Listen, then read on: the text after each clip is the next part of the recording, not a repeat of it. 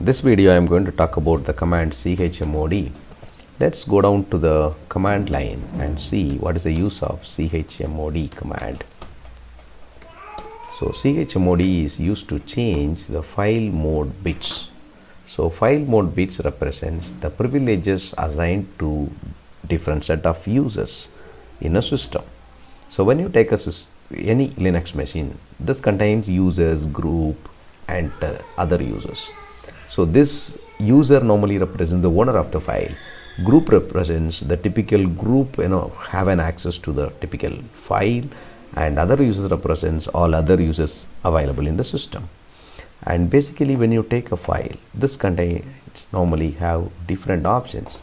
So let me take this typical directory view and right click and go to the properties, and when you go down to the permissions, the owner can have an access of create and delete, and this user group belongs to the group called users. And what is the access I can define, it's not defined here, and other users also I can design. So now change the permissions for enclosed files. That means what is available inside. Normally the owner have the read and write privilege, the group have read only privilege, other user have other read only privilege. If I want to change it, I can change down to read and write, and I have to say that change this automatically modified.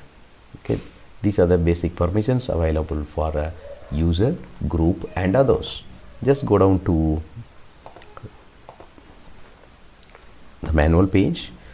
So here the user, when using this command, I have to give them options we would discuss later, and the mode we have to say that, and also which user I am assigning this. Normally user represents the owner or the user, and G represents a group, and O represents other users, and raise represents altogether all the users. Okay, now, and I can add a permission by using a plus symbol. I can remove a permission by using the minus symbol. I can assign a permission with the help of equal to symbol. So when I say UGO, this represents all the three, user, group and other user. So what are the file permissions exist? File permission available are called three. One is called read, another one is called write, and the last one is called X. X is for execute.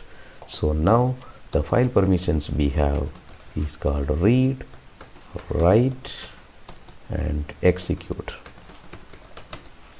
So read is represented by the letter R. Equivalently it is in numeric it is mentioned as 4. Write is represented by W, and it is the equivalent value is 2 in numeric. Execute, it's represented by X, and equivalent numeric value is 1. So when the user have full access, he will have the value of 7. That means 4 plus 2 plus 1. When the user have read and write access, he will have 4 plus 2 6. When the user have only read, he will have only 4. When the user have read and execute, he will have 4 plus 1 5, that is 5. And read only 4, write only 2, execute only 1. So equivalently this can be represented with the help of read, write, X, that is RWX. Let's go down to the command prompt and come out of this manual page, and let's see the present working directory. Okay, I'm inside my home directory. Let's create one directory, mkdir, let's say demo.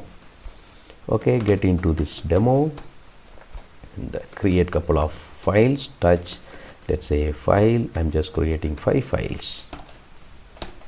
Okay, say ll, I have 5 files, and let's see, when you look at the permissions, except the first bit, the remaining bits represents the user access privileges.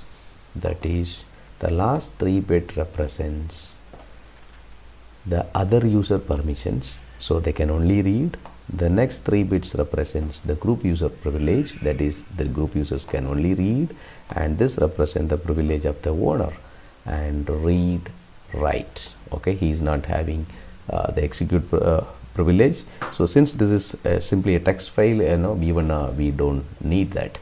And the first bit usually used to represent whether it's a directory or a link or a normal file. When you see dash or no value, which represents it's a file. When you see D, which represents a directory. So I'll come out of this and say LL once again.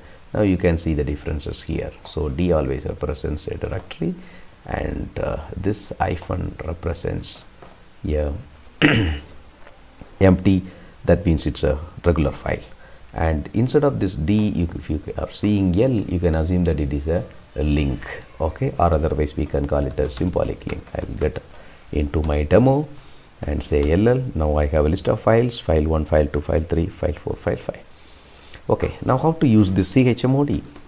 So I can say chmod, and I'm going to set the permission for the user, group, and other user. Okay,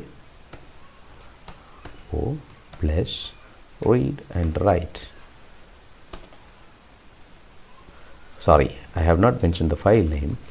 File 1, I made a mistake, sorry. Now let's say LL.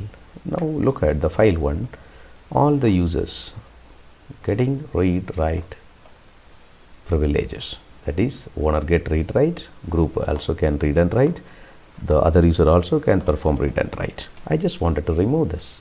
Okay, so this other user, I just wanted to say that remove the write access from file 1. Say LL. Now you see other user can only read, he cannot perform any write. Okay, and or otherwise I can use it in a different way. I take the second file this time, chmod,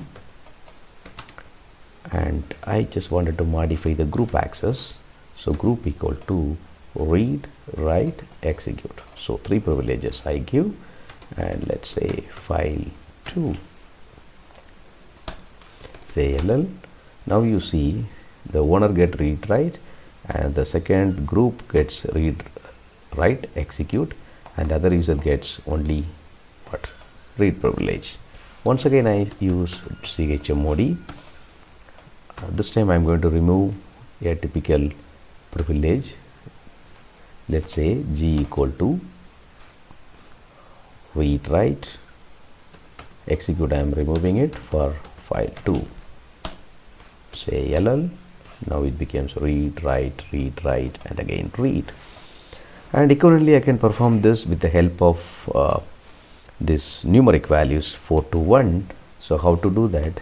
chmod, and 7 represents full access privilege, that is for the user, and for the group I would say 6, only read and write. For other user I say only write.